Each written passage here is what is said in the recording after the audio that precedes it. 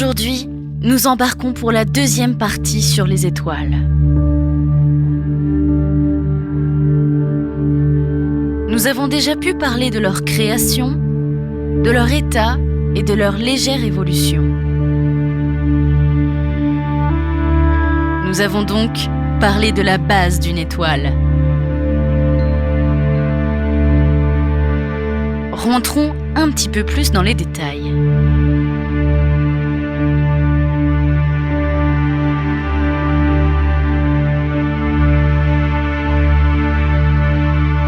Pour commencer, il faut savoir qu'il existe plusieurs types d'étoiles classées en différentes catégories. Pour pouvoir classer les étoiles, il faut se pencher sur le diagramme de Hertzsprung-Russell. Ce diagramme est aussi plus simplement appelé le diagramme HR.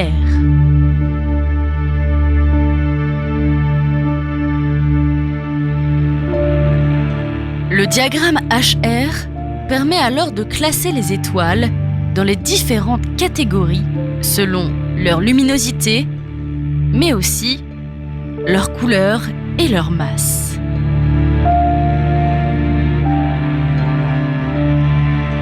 Dès lors, on distingue plusieurs séquences qui sont autant d'étapes de vie possibles pour une étoile.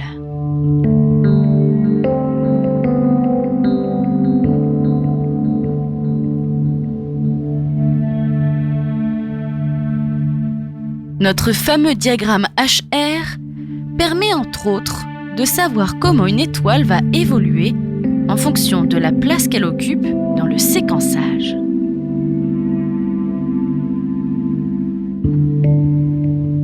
Une étoile fera partie de la séquence principale après sa naissance, puis sera ensuite catégorisée via son évolution.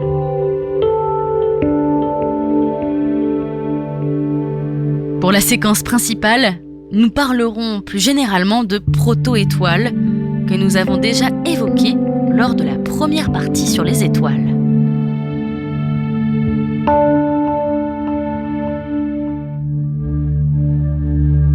Prenons l'exemple de notre Soleil. Le Soleil, comme toute étoile, est né d'un effondrement d'un gaz dans l'espace, puis est entré en fusion nucléaire.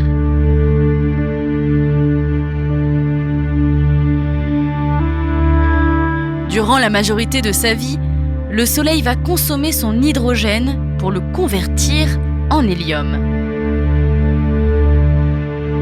Une fois les réserves d'hélium complètement vides, le Soleil va enfler et devenir ce qu'on appelle une géante rouge.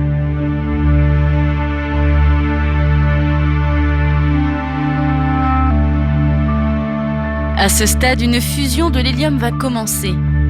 Cette géante rouge va se retrouver vite instable, exploser et devenir une nova ou une supernova.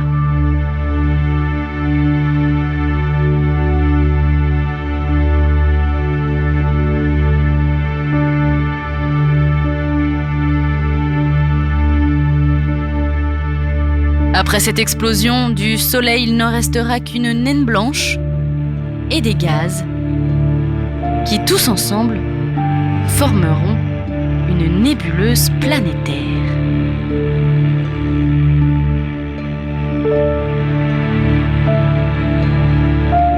Mais nous l'avons vu, les étoiles n'évoluent pas toutes de la même manière.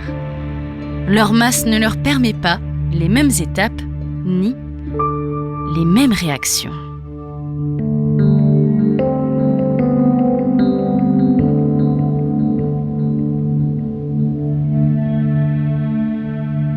En tout, nous parlons de 10 types d'évolution.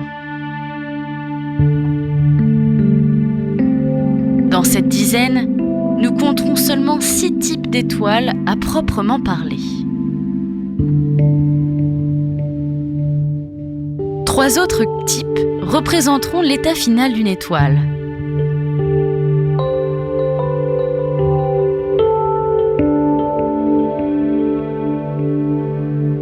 Dans ces 3 fins de vie possibles pour les étoiles, nous aurons les étoiles à neutrons, autrement appelées pulsars, résultant d'une supernova. Ce qui reste de l'étoile est si compact que sa gravité est phénoménale. Sa vitesse de rotation est si élevée que son rayonnement, s'il est visible de la Terre, est périodique et se voit alors d'à peine 1 milliseconde, voire 10 secondes maximum. Tel un phare dans la nuit, un faisceau de particules chargées est émis de part et d'autre de l'étoile avec une extrême régularité.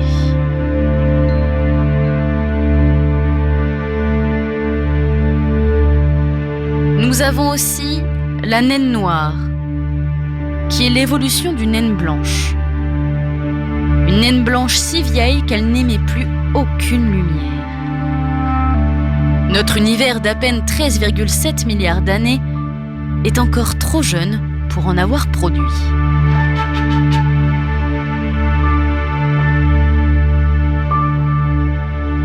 Et enfin, le troisième type final d'étoiles, ce sont les trous noirs. Pour en savoir plus sur ces fameux trous noirs, je vous invite à écouter la chronique que nous avons faite sur le sujet il y a quelque temps déjà.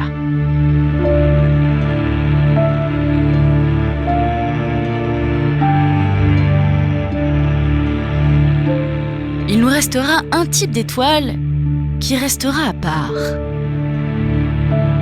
Et ce type d'étoile, ce sont les naines brunes. Des astres suffisamment massifs pour ne pas être des planètes, mais trop peu massifs pour être considérés comme des étoiles avec une réaction de fusion nucléaire. L'énergie lumineuse provient principalement de l'échauffement de l'étoile par contraction sur elle-même. Son émission est centrée dans le domaine de l'infrarouge.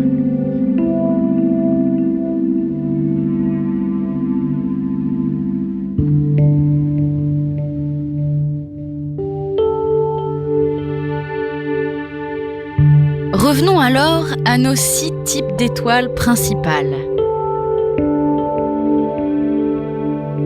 Dans un premier temps, nous allons parler d'une étoile que l'on a déjà évoquée plusieurs fois, la géante rouge.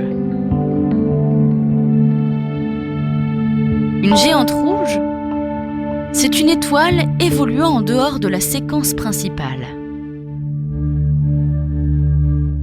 Quand une étoile de masse égale ou supérieure à celle du Soleil arrive en fin de vie. L'hydrogène du cœur a été consommé, le cœur d'hélium se contracte et l'hydrogène des couches supérieures est consommé. Ce nouveau mode de fonctionnement de l'étoile va augmenter sa pression interne et la faire gonfler, d'où le nom de géante. Son rayon va d'ailleurs croître de 10 à 100 fois son rayon originel. Cette augmentation de taille va produire 2 effets. Le premier, une augmentation de la luminosité apparente. L'étoile étant plus grosse, on reçoit donc plus de lumière.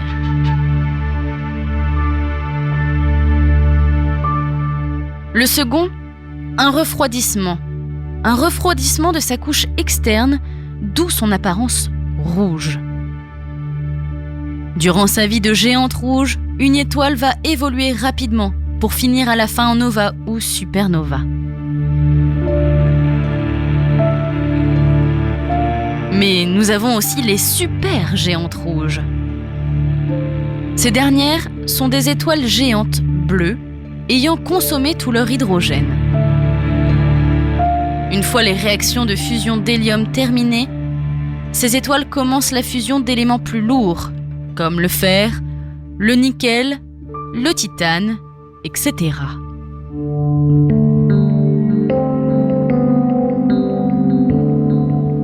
Ces étoiles finissent inexorablement par exploser en supernova.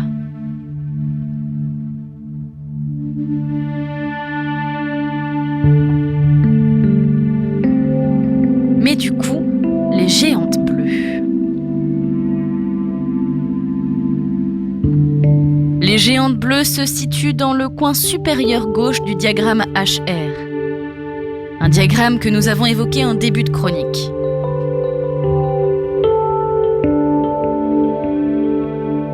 Ce sont des étoiles de masse supérieure à 10 masses solaires. Elles font donc 10 fois la masse du Soleil. Les géantes bleues consomment rapidement leur hydrogène et ont une température de surface très très élevée, d'où leur apparence bleutée.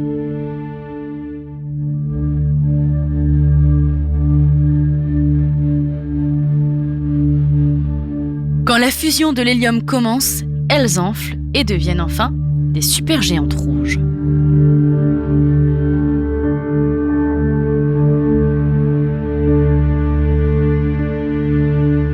Des géantes alors. En effet, des géantes, oui, mais pas que.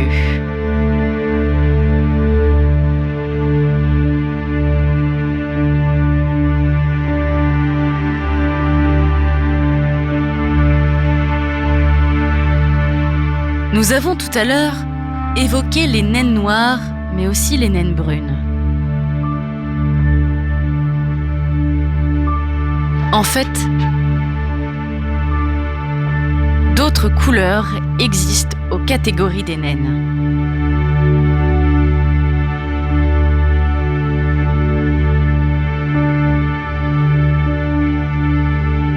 En effet, par opposition aux géantes rouges, nous avons aussi les naines rouges. Des étoiles plus petites et plus massives. Leur luminosité est de l'ordre d'1% de celle du Soleil, du fait de leur faible réaction de fusion nucléaire. Ainsi, on estime qu'elles peuvent briller 1000 milliards d'années. Cela rend aussi leur détection très difficile.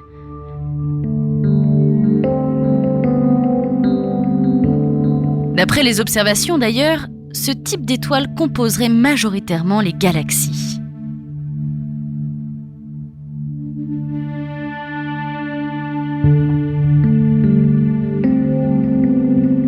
Après les naines rouges, nous avons également les naines jaunes.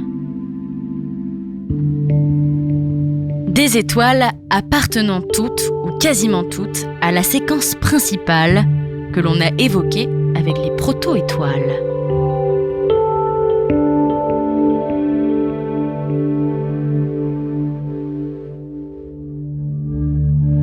La masse des naines jaunes est comprise entre 0,8 et 1,2 fois celle du Soleil. Ce dernier en est alors un des représentants typiques. On estime que les naines jaunes représentent environ 10% des étoiles de la Voie lactée.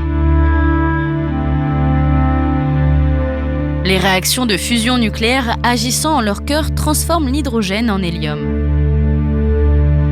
La température de surface est comprise entre 5000 Kelvin et 6000 Kelvin, ou Kelvin selon vos prononciations, ce qui représente en degrés Celsius 4726,85 à 5726,85 degrés.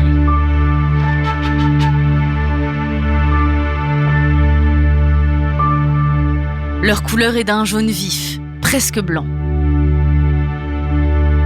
Au bout de 10 milliards d'années, ces naines jaunes grossissent et changent de type d'étoile. Elles deviennent alors des géantes rouges.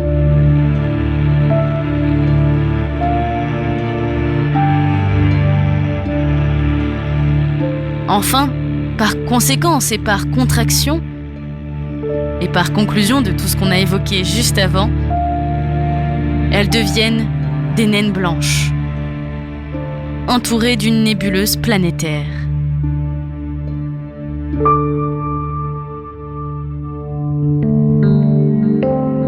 Et par transition, il nous reste enfin le type d'étoile des naines blanches.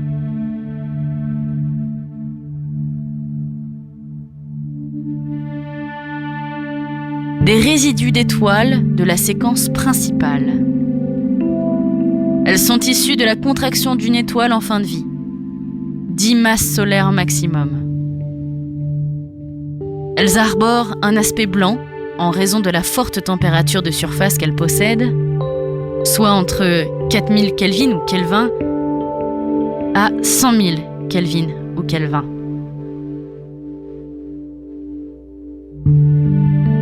Même si leur température est très forte, elles rayonnent très peu du fait de leur faible surface.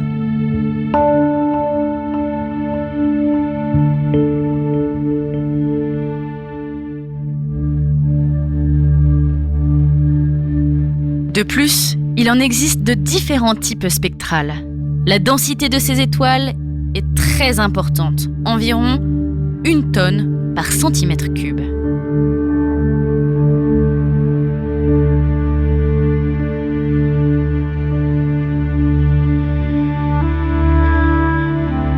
Des types d'étoiles rangés par catégorie grâce au diagramme HR.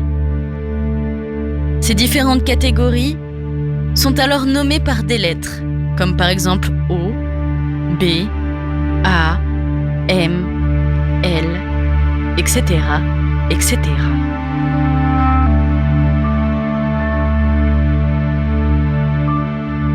Si un jour vous entendez parler d'étoiles de type ou de catégorie G, vous pourrez alors savoir qu'il s'agit de naines jaunes faisant partie de la séquence principale.